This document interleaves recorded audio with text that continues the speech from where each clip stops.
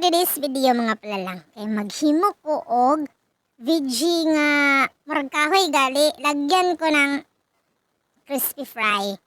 Unang-una, humulan muna natin yung mga kahoy-kahoy para mulambot siya ba. Tapos mura din siya og kanang murag humok gali na mura na siya og chicken nuggets. Dayon lagyan natin ng chicken fry ay crispy fry. Tapos prituhon na dayon nato. Mura jud siya og kuan ay chicken nuggets, lami kini siya mga palalang. Tapos ato na ding gihaon. Grabe kalami talaga ang ginawa ko uy.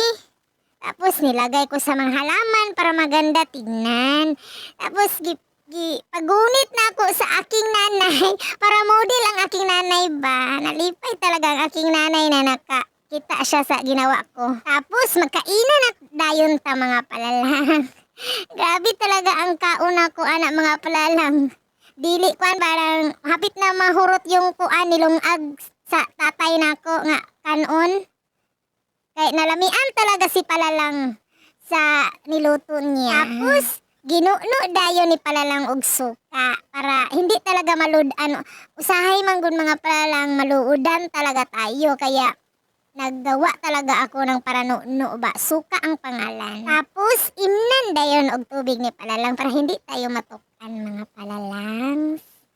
Tapos hindi talaga ma-satisfied yung pagkaon ni palalang. Nagluto pa talaga ng itlog mga palalang. Yung paborito niya. Ganyan ang pagluto. Yung may mga duga-duga pa ba na itlog. Tapos may mga cucumber. Tapos may mga palaman. Hulaan nyo kung ano ang anon ko buhaton. Magawa ako ng burger ko no hay. Na merong cucumber.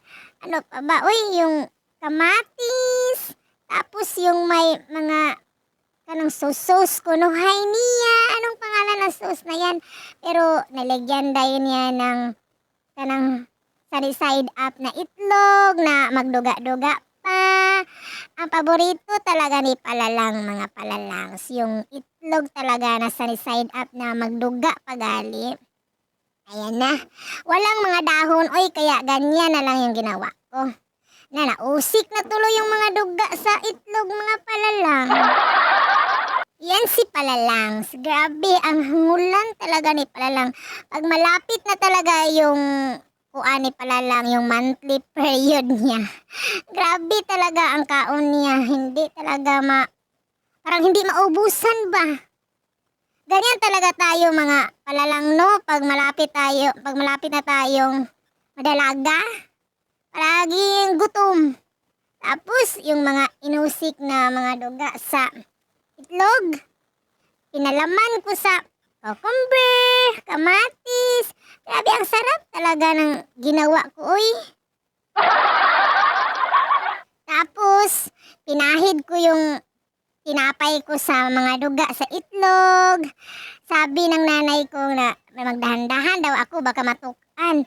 Pero hindi naman ako matukan. Uy, kay nag-andam kong tubig. Tapos yung mga sobra-sobra sa cucumber. Himuon na tog juice mga palalang para ma-detox ang ating mga kinain kanina, diba? Yan ako mga palalangs. Basta may mga sobra-sobra talaga.